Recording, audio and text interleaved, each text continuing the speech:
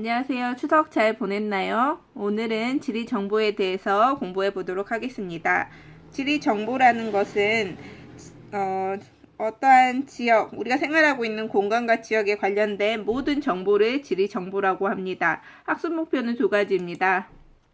지리 정보의 유형을 말할 수 있다. 이 다양한 지리 정보를 수집, 분석, 표현하는 방법을 설명할 수 있다. 그래서 지리 정보는 크게 네 가지 유형이 있습니다. 공간 정보, 속성 정보, 관계 정보, 시간 정보가 있습니다. 공간 정보는 어떤 지역의 위치나 형태와 관련된 정보입니다. 그래서 우리가 내비게이션을 끼고 갈 때 그러한 위치와 관련된 정보, 우리나라 위도, 경도는 몇 도다, 이런 것도 다 공간과 관련된 정보가 되겠죠. 위치와 관련되니까. 그다음 속성 정보는 그 지역의 특성과 관련된 정보입니다. 예를 들자면 이천은 쌀로 유명하다, 영암은 무화과로 유명하다, 이런 식으로 그 지역만의 특성과 관련된 정보를 속성 정보라고 합니다. 관계 정보는 인접 지역과의 관계를 나타내는 것이고요. 시간 정보는 어떤 지역의 시기별 변화와 관련된 정보를 뜻합니다. 그럼 이러한 지리 정보를 이런 지도로 표현할 수가 있는데 그런 것을 통계 지도라고 합니다. 통계 지도는 크게 5가지 유형으로 나뉠 수가 있습니다. 전묘도, 등치선도, 단계 구분도, 도형 표현도, 유선도입니다. 먼저 여기 볼게요. 좀 확대해서 보겠습니다. 먼저 전묘도를 보면 말 그대로 점으로 표현할 수 있는 것이에요. 그래서 지리 현상의 분포를 나타내는데 적합한 것으로서 지금 여기에는 돼지 사육수를 이렇게 점으로 표현해서 보여주고 있습니다. 보면 경기도가 가장 많이 분포해 있음을 알 수가 있죠. 그 다음에 등치선도입니다. 등치선도는 같은 값을 가진 지점을 선으로 연결하여 표현한 것인데요.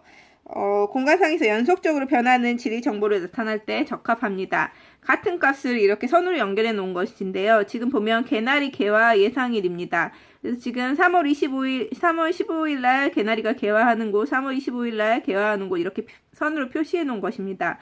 이 표를 통해서 개나리는 따뜻한 남쪽일수록 더 많이 핀다는 것을, 빨리 핀다는 것을 알 수가 있죠. 그 다음은 단계 구분도입니다.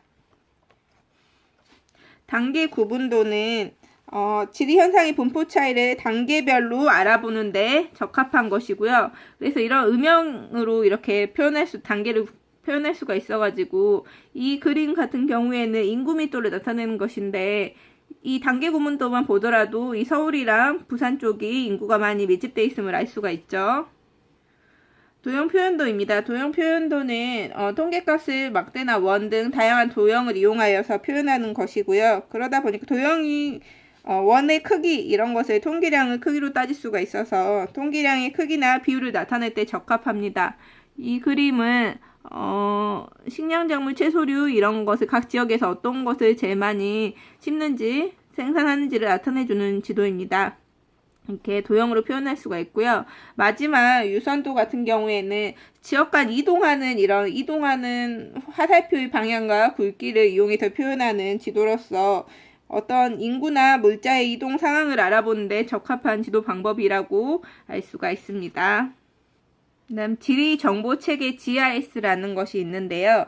이 지리정보체계 GIS는 지리정보를 수집해서 컴퓨터에 입력하고 저장한 후에 분석, 종합하는 전체 정보처리 시스템을 지리정보체계라고 합니다. 이 그림에서도 볼 수 있듯이 인공위성이나 이런 항공기에서 이런 사진 등을 찍고 나서 이 수집한 자료를 이렇게 저장하고 분석, 종합한 다음에 이렇게 출력까지 하는 전체적인 이 과정을 GIS라고 합니다. 실제로 우리가 일상생활에서 GIS를 활용하는 사례들이 되게 많이 있는데요. 한번 자료를 볼게요.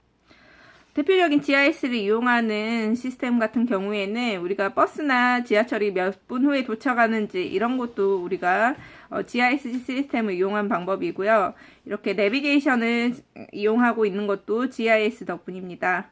그래서 여기 보다시피 정보 수집부터 출력까지 하는 전체 과정을 GIS라고 하고 여러분이 가장 접하기 쉬운 GIS 시스템은 페이스북 많이 할 거예요. 페이스북 보면은 자신의 위치를 이렇게 어디 식당에 가고 이렇게 위치를 표시할 수가 있습니다. 이것이 바로 GIS를 활용한 대표적인 사례라고 볼 수가 있습니다. 그 외에 로드뷰 서비스 등등 다양한 일상생활에서 도움을 주는 것이 바로 GIS라고 보면 되겠습니다.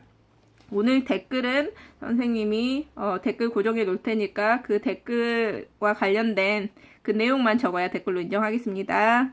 내일 봐요.